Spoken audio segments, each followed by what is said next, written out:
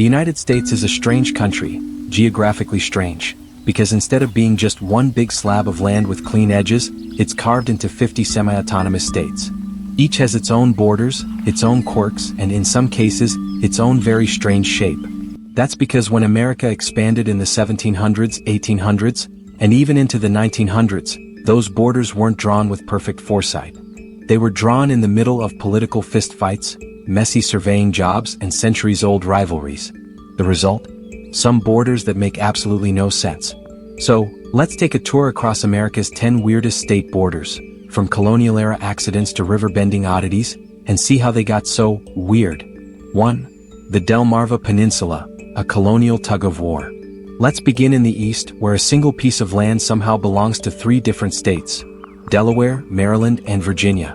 On paper, the Delmarva Peninsula should have been one tidy unit. Instead, centuries of colonial rivalries turned it into a checkerboard of overlapping claims. The Chesapeake Bay hugs its west side, the Delaware Bay its north, yet that natural isolation didn't stop Virginia settlers, Maryland land grants, and Pennsylvania's Penn family from all laying claim to slices of it. The Dutch even got involved, setting up early colonies in what became Delaware, which the Penns later argued excluded Maryland's charter claims. By the 1700s, courts had to step in, slicing the peninsula almost in half between the feuding Penns and Calverts. Today, it's a peninsula with 3 personalities. Virginia's southern tip is culturally southern, Maryland's eastern shore is rural and deeply historic, and Delaware's slice is practically its own tiny state. Few places in America show colonial grudges baked into geography as clearly as Delmarva. 2. Maryland's skinny waistline. If you've ever glanced at a US map and thought Maryland looks like it's been squeezed through a pasta press, well, you're not wrong. At one point, Maryland is less than 2 miles wide. That's narrower than most subway lines in New York City. Why so skinny? Colonial charters again. Maryland's original grant claimed everything west along the Potomac River, but Pennsylvania insisted its southern line was fixed at the 40th parallel. The result? Maryland got pinched into a long, squiggly strip. Things got even stranger after West Virginia split from Virginia in 1863. The new state's border followed the winding Potomac, exaggerating Maryland's already thin waistline. But don't let the weird shape fool you. That Panhandle is home to some of the nation's most dramatic history. Harper's Ferry is just across the border, and Antietam Battlefield sits right in the squeeze, where the bloodiest single day of the Civil War unfolded. Maryland may look awkward, but it's geography with teeth. 3. West Virginia's northern panhandle. Speaking of awkward, West Virginia didn't want to be left out. Its northern panhandle is a long, finger-like strip wedged between Ohio and Pennsylvania, just 5 miles wide at its thinnest point yet stretching nearly 70 miles north. This shape exists largely because of Wheeling. Before West Virginia broke away during the Civil War, Wheeling was a bustling river port and manufacturing hub.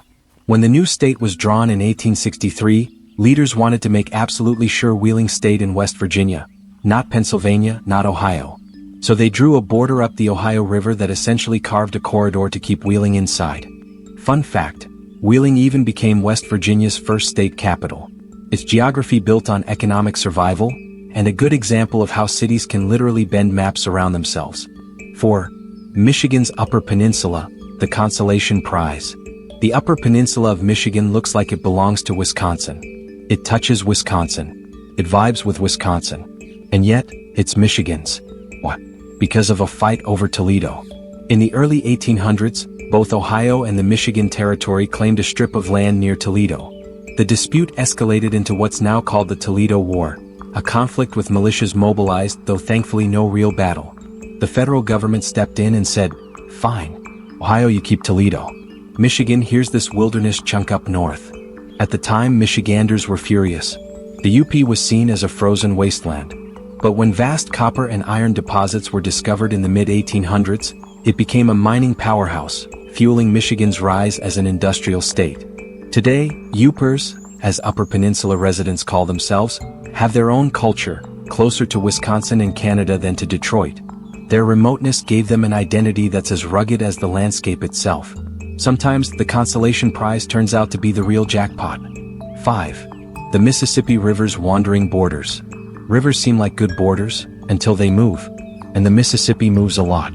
Take the Kentucky Bend, a strange loop of land cut off on the west side of the river, entirely surrounded by Missouri and Tennessee. Fewer than 20 people live there today, making it one of America's weirdest exclaves. Or Kaskaskia, Illinois, once the state's first capital. In 1881, a massive flood shifted the Mississippi's channel, leaving the town stranded on the Missouri side of the river. Technically, it's still Illinois, even though you have to cross into Missouri to get there. The Mississippi is alive, restless, always changing. And with every bend and flood, it leaves behind little geographic oddities like misplaced capitals and landlocked exclaves. 6. Missouri's Boothiel. Look at Missouri's southern edge and you'll see a sharp notch dipping down into Arkansas. That's the Boothiel, and it exists thanks to one man. When Missouri was preparing for statehood in 1820, its southern border was supposed to be a clean line at the 36 degrees 30 minutes parallel.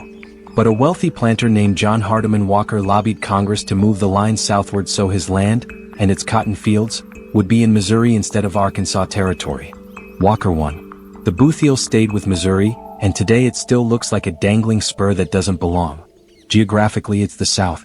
Culturally, it's more Mississippi Delta than Midwest.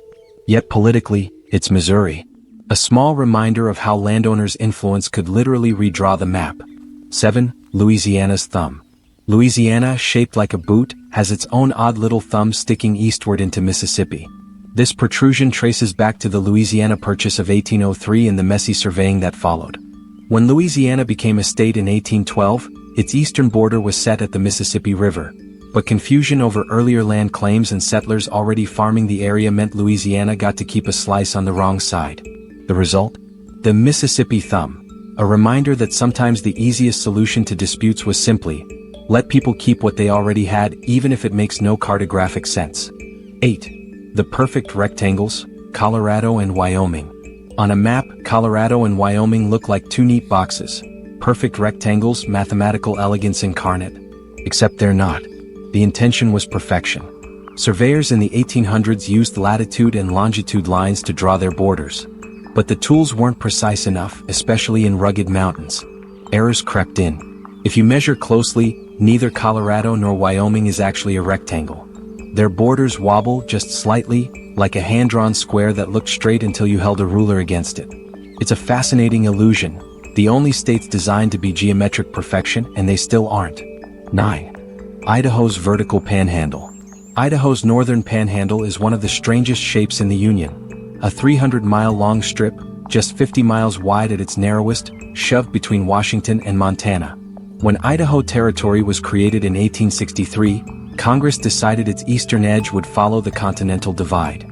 The western edge was fixed at Washington's border. The leftover was this long, narrow funnel of land.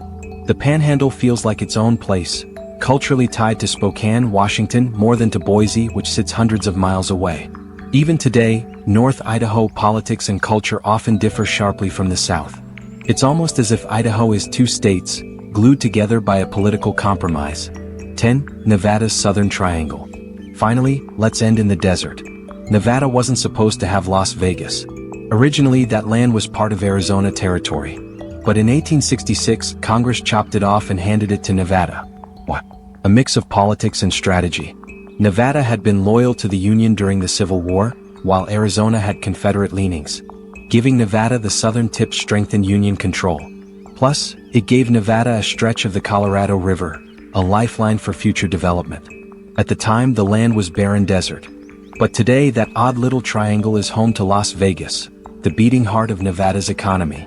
If not for that border shift, Vegas might have been Arizona's crown jewel. Why borders matter. Looking at a map, state lines might seem like trivia. But they decide who controls resources, who collects taxes, and which culture shapes a region. They tell stories of settlers fighting over farmland, politicians bargaining in smoky halls, surveyors squinting through old equipment, and rivers that simply refuse to stay put. America's borders aren't clean. They're messy, dramatic, and deeply human. And that's exactly what makes them fascinating.